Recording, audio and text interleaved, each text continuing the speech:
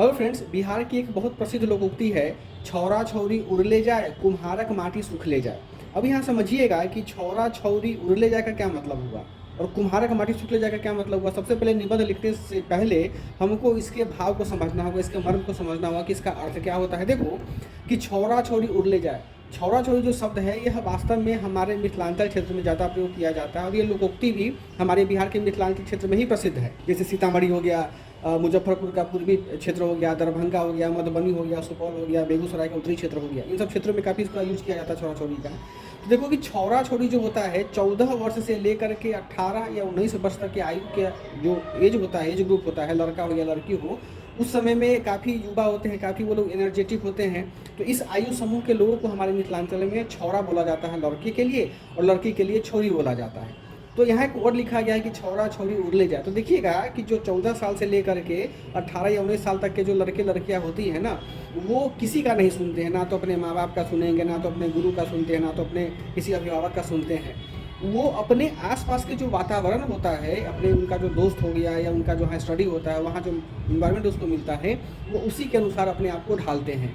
यदि इन्वायरमेंट उनको अच्छा मिलता है तो वो अच्छा करते हैं, इन्वायरमेंट खराब मिलता है तो वो खराब करते हैं।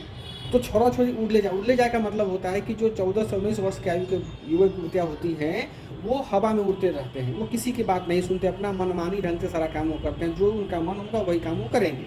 अब एक और बात आता है, सेकेंड इसका लाइन है कि कुम्हारक माटी सूख ले जाए। यानी कुम्हार जो होते हैं वो मट्टी को लाता है कि एक बहुत सुंदर आकृति बना करके दे, बहुत अपने कलात्मक, अपनी जो अंदर में जो कलात्मक अभिव्यक्ति है उसको दुनिया के सामने लाए, लेकिन किसी कारणवश वो कुम्हार उस मट्टी को आकार नहीं दे पाता है और मट्टी क्या होता है, सूख जाता है। अब यहाँ पर ये समझिए कि ये लोकोक्ति का मर्म हो गया। अब इसको हम लोग निबंध में कैसे यूज करेंगे। देखिए यहाँ पर छौरा छौरी का मतलब होता है, यदि हम छौरा छौरी को हम मान लेते हैं जनता, क्या मान लेते हैं, जनता, और कुम्हार को मान लेते हैं हम लोग माटी। अब देखो कि जो जनता है और हमारे पास में क्या है, जो सरकार है, कुम्हार को हम लोग हमने क्या माना, सरकार माना।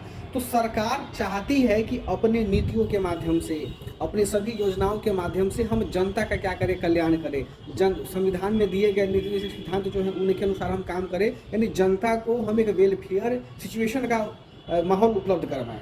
परंतु जो जनता है वो अपने मनमाने ढंग से, जनता जो है वो अपने मनमाने तरीके से क्या करता है, लोगों पर शासित होने को ज़्यादा उत्प्रेरित करता है। यानी सरकार के द्वारा बनाई गई नीतियों, सरकार के द्वारा बनाई गई योजनाओं को जो आम जनता है वो हल्के में ले लेती है, और यदि वो योजनाओं को सीरियसली लेते भी हैं तो उनका क्रियान्वयन बहुत अच्छे तरीके से फलीभूत नहीं हो पाता है। आप देखिए उनके मनरेगा देख सकते हैं या प्रधानमंत्री जन धन योजना देख सकते हैं, एक सीमित क्षेत्र तक ही उसको लाभ मिल पाया है। तो अब क्या करेंगे कि जो सरकार नीतियाँ बनाती हैं ताकि हम जनता को नरिश कर सकें, लेकिन जनता अपने अनुसार सरकार पर दबाव डाल करके अपने लिए, अपने व्यक्तिगत हित के लिए या अपने सामुदायिक या सामूहिक हित के लिए सरकार पर दबाव डालती है कि नहीं हमको ये नहीं, हमको वो नीतियाँ दो। जरा सोचिए कि सरकार कोई भी नीति का निर्माण करती है, क्रियान्वयन करती है, तो वो जनता के हित के लिए करती है, परंतु जनता मनमाने तरीके से उन नीतियों का क्या करता है, बहिष्कार करता है। आप इसको कोटेशन कर सकते हैं। दो एक चीज़ और देखिए कि यदि हम जनता, यदि हम छौरा छौरी को पुत्र मान ले या पुत्री मान ले और कुम्हार को पिता मान ले, देखिए एक पिता जो होता है, एक माता पिता जो होते हैं वो अपने परिवार के रीढ़ होते हैं, और कोई भी नहीं चाहेगा कि हमारे परिवार का जो सदस्य है वो खराब। अब देखो माता पिता उन सारे क्रियाकलाप करते हैं, माता पिता द्वारा उन सारी गतिविधियों को अपनाया जाता है जिसके माध्यम से उनके पुत्र अथवा पुत्रियों का कल्याण हो। जैसे देखेंगे ना कि जैसे ही बच्चा 11th क्वालिफाई करता है, 11th या 12th क्वालिफाई करता है, तो गार्जियन उसको बोलते हैं बेटा तुमको नीट में जाना है, तुमको IAS बनना है, या तुमको फलाना पेपर में जाना है, क्वालिफाई करना है। लेकिन लड़का क्या बोलेगा, नहीं हमारा दोस्त वो करता है तो हम उसी में जाएंगे। भले ही वो उसमें कुछ लोग सफल भी होते हैं लेकिन अधिकांश लोग असफल होते हैं, जो कि देखा देखी करना शुरू कर देते हैं। तो जब यहाँ पर माता पिता की बात नहीं मानते हैं, माता पिता के अरमान कैसे हो जाते हैं, सूख जाते हैं, धूमिल हो जाते हैं, और जो नवयुवक युवतियाँ हैं अपने परिवेश में क्या होते हैं, उड़ते रहते हैं चिल्लों की तरह, यानी वो किसी का सम्मान भाव नहीं करते हैं।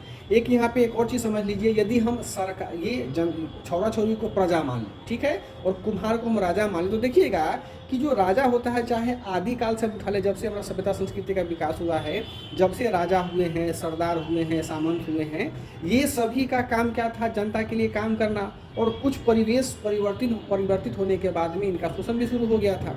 अब आप देखेंगे यदि जो अच्छे राजा हुए, जैसे कि अकबर, अशोका जो अच्छे शासक हुए हैं, राजा हुए हैं, वो जनता को क्या मानते थे? पुत्र मानते थे और उनके कल्याण के लिए क्या करते थे? बहुत बेहतर तरीके से योजना का निर्माण करते थे, क्रियान्वयन भी करते थे। परंतु जो जनता था, वो जनता किसी दूसरे के कानाफूसी करने के कारण, दूसरे के कान भरने के कारण कई बार राजा के प्रति ही विद्रोह कर देते थे। शासक वर्ग जो होते थे या फिर जो राजा होते थे, राजा बेहतर काम कर रहा है परंतु वो जनता क्या कर रहा है? उसका प्रतिरोध कर रहा है। तो ये वर्तमान परिवेश में मिल रहा है। तो ऐसे एग्जाम्पल आपको मौर्य काल में भी मिल जाएगा, ऐसे एग्जाम्पल आपको सल्तनत काल में भी मिल जाएगा, ऐसे एग्जाम्पल आपको आज़ाद भारत में भी मिल जाएगा। तो ये डायमेंशन, इसी डायमेंशन को आपको लिखना है। फिर आप देखेंगे कि हम लोग जब जैसे ही युवा अवस्था को थोड़ा सा क्रॉस करते हैं, जैसे कि 20-21 साल में आते हैं, तो हमारे पास बहुत ज़्यादा एनर्जी होता है, बहुत ज़्यादा ऊर्जा होता है। हम चाहते हैं, हम सोचते हैं कि हम हाथ से चंद्रमा को तोड़ करके लेके चले। अब जरा सोचिए तो इस बात को, यदि कोई व्यक्ति हाथ से चंद्रमा तोड़ना एक उपमा हो, यानी कि वो चाहे तो कुछ भी कर सकता है, परंतु ऊर्जा यदि गलत दिशा में प्रयोग कर लिया जाए तो क्या होगा? विनाश होगा। किसका विनाश होगा? खुद का व्यक्तिगत विनाश होगा, राज्य का विनाश होगा और देश का भी विनाश होगा। तो ऐसी स्थिति में क्या होता है? ऐसी स्थिति में सरकार विभिन्न प्रकार की नीतियाँ लाती है, विभिन्न प्रकार की योजनाएं लाती हैं, ताकि जो नवयुवक युवक युवतियाँ हैं उनको क्या करे? उनकी एनर्जी को सोख करके, उनके ऊर्जा, उनके कौशल को सोख करके देश का आर्थिक, राजनीतिक और सामाजिक विकास करे, है ना, जिसको कि जनसांख्यिकीय लाभांश हम लोग बोलते हैं। तो इसमें भी आप इसको जोड़ के देख सकते हैं। ऐसे एग्जाम्पल आपको राजनीति में, अर्थव्यवस्था में, समाज में हर जगह मिलेगा। तो ये जो लोकोक्ति हम लोगों का था कि छौरा छौरी उड़ ले जाए, कुम्हारक माटी सूख ले जाए, तो आप इसको बहुत बेहतर तरीके से संजो करके इसको लिखें और संडे का जो निबंध है उसके लिए आप बहुत अच्छे तरीके से इसको तैयार करें। हम उम्मीद करते हैं कि इस निबंध को बहुत अच्छे तरीके से आप लिखेंगे और कुछ अपना भी विवेक लगाए, क्योंकि सारा चीज़ हम नहीं बता पाएंगे आपको। कारण क्या है कि यदि हम सब कुछ बता ही देंगे तो फिर आप अपना दिमाग कैसे लगा पाएंगे? नहीं लगा पाएंगे ना। तो आपके अपने दिमाग का भी यूज करना है और इस निबंध को बेहतर तरीके से लिखना है। तो बहुत अच्छे से पढ़िए, खुशी से पढ़िए और जल्दी से सिलेक्शन लीजिए और निबंध के लिए बिहार नमन से जुड़िए। Thank you.